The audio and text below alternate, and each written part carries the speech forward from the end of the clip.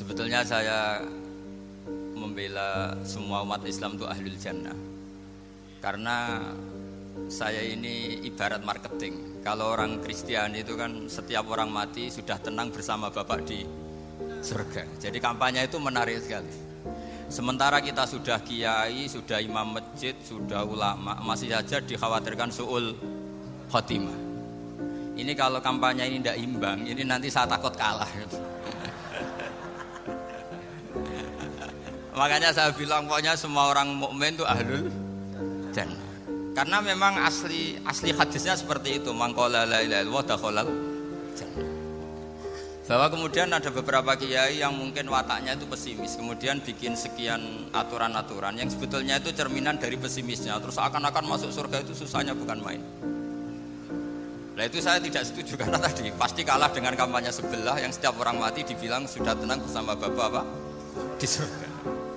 Jadi ini penting. Terus kedua saya bilang agama ini sudah begitu baik. Masa kunci surga sudah dibocorkan miftahul jannah la ilaha illallah. Masa sudah pegang kuncinya enggak jadi masuk surga itu kan aneh. Ya sudah masuk saja, tapi tidak usah minta bantuan saya, masuk aja. Kan sudah pegang kuncinya. Terus ketiga, kenangan terburuk saya ketika jadi kiai itu gini. Saya ada beberapa guru SD datang ke saya. Ini agak-agak masalah besar. Gus boleh enggak buka ujian nasional yang masih disegel?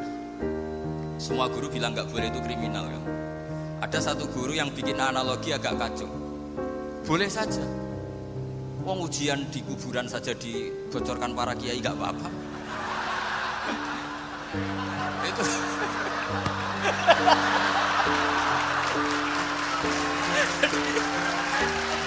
tapi ini kriminal ya. Perhatian kepada kiai, nggak boleh memukul pemateri.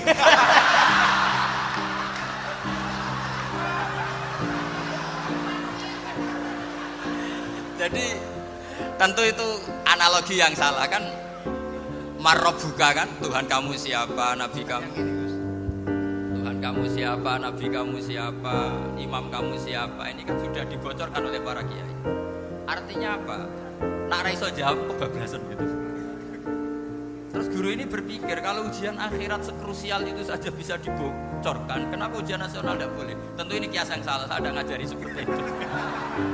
Tapi saya ngajari ke kalian betapa mudahnya masuk surga. Kunci jawaban sudah dikasih, kunci pintu masuk sudah dikasih. Kok sampai tidak masuk, ini kebablasan. Paling salah gurunya. Jadi ini kenapa saya sering cerita orang mukmin semuanya itu min ahlil jannah, itu saya jamin. Sama tidak usah takut su'ul khotimah, tidak usah takut berlebihan seperti itu. Karena setahu saya, setidaknya saya mewakili ulama zaman ini. Rata-rata guru kita ini bermadhab syadzili dalam berkeyakinan berpikir tentang Allah. Di antara ini yang mulai saya ngomong serius, supaya tadi kan guyonannya sudah diambil Gus Reza sama Gus Kausar. Saya tahu kenapa mereka guyon. Kalau ngomong serius takut kalah sama saya.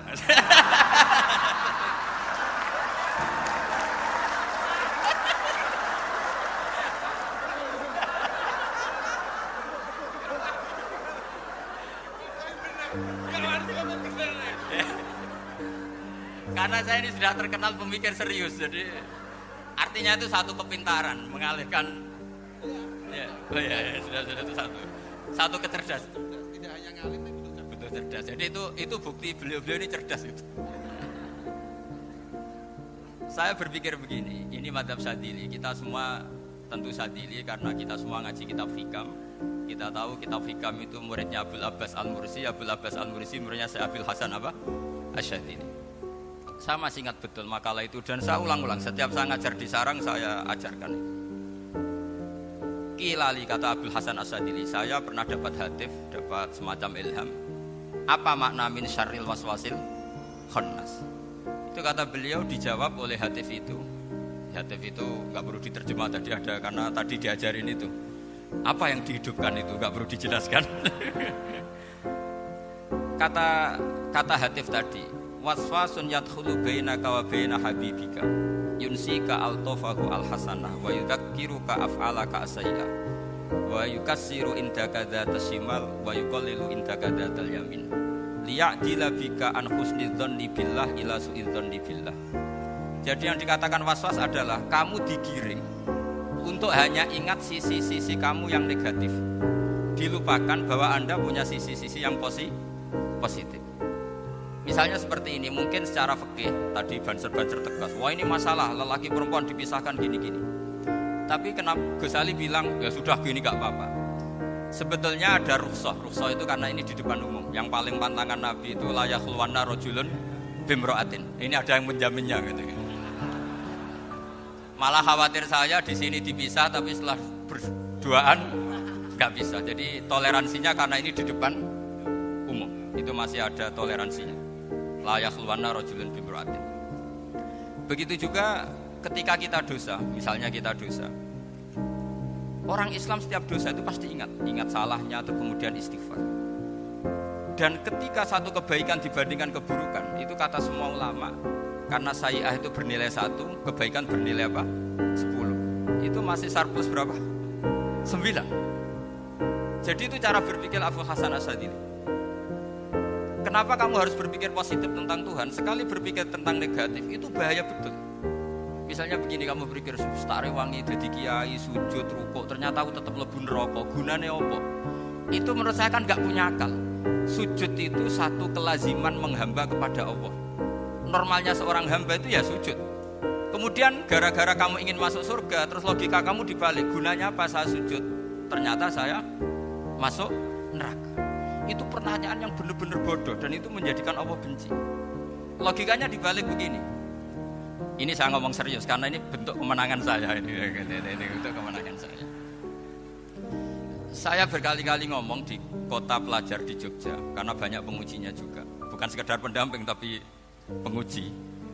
Banyak yang profesor, bukan sekedar dokter, banyak yang profesor. Jadi ya ini dok. Begini, saya pernah ditanya sama seorang dosen, Gus, saya ini ngaji hadis banyak, tapi ada yang saya tidak paham, yaitu mangqala la ilaha illallah dakhalal jannah, ada kalimat wa in zana wa in saraka. Meskipun pernah zina, pernah maling. Ini kan seakan-akan mentoleransi perzinaan dan pemalingan. Terus saya bilang, oh makna hadis itu seperti ini. Jadi kebenaran absolut, kebenaran yang mutlak itu tidak akan terganggu oleh status perilaku seseorang. Saya berkali-kali memberi contoh. Orang yang ditangkap KPK akan bilang 1 tambah 1 2. KPK-nya juga bilang 2. Rivalitas dalam politik, Pak Prabowo ya bilang 2, Pak Jokowi juga bilang 2. Orang yang zaniyah, yang lonte pun akan bilang 2. Muftinya juga bilang 2. Ketua MUI-nya juga bilang 2. Artinya gini, kebenaran yang absolut adalah kebenaran yang siapapun akan meyakini seperti itu. Seperti 1 ditambah 1 2. Kamu punya musuh bilang 2. Kalau ibu-ibu ini punya maru ya marunya bilang 2 tadi tambah mama. Enggak tahu saya terjemahnya apa tadi. Nah, kebenaran yang absolut itu kebenaran yang siapapun pasti mengakui. Dan uniknya begini, saya kalau saya pernah ngaji acara himmah, acara pondok sarang di Demak. Kalau kamu bilang 1 ditambah 1 menjadi 2, untuk mengatakan 2 itu kamu butuh hadiah enggak? Mereka semua jawab enggak. Kita semua enjoy saja mengatakan tembok itu putih. Kenapa? Karena memang putih. Kita mengatakan 1 tambah 1 2 karena memang kita tanpa presentasi dapat hadiah, dapat penghormatan. Kenapa untuk mengatakan Allah itu Tuhan kita butuh surga? Memangnya kalau tidak ada surga Allah tidak jadi Tuhan? Ini problem orang soleh-soleh yang terlalu pesimis. Makanya nanti orang-orang soleh itu masuk surganya berat. Tapi kalau orang alim lebih gampang kira-kira seperti itu. Iya, karena kan imannya lebih bagus. Dalam hadis qudsi, Allah ini yang dibuli orang-orang soleh. Laulam akhluk jannatan wala naron alam akun ahlan an uto'ah. Dalam hadis qudsi, kalau saja saya tidak menciptakan surga dan neraka, apa saya tidak jadi Tuhan yang perlu ditaati? Apa kalau kamu tidak saya kasih uang 1 juta terus bilang 1 tambah 1 11? Enggak kan? Tetap bilang berapa?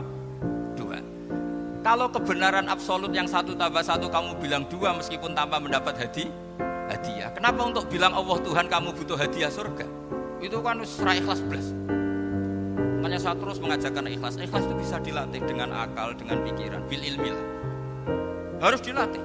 Nah di sini ini momen atau makna yang mestinya harus difahami wa inzana, bahwa kalimat ini sah meskipun dilafatkan seorang yang pernah zina. Sama seperti 1 tambah 1 2 sah, diucapkan siapa saja sah.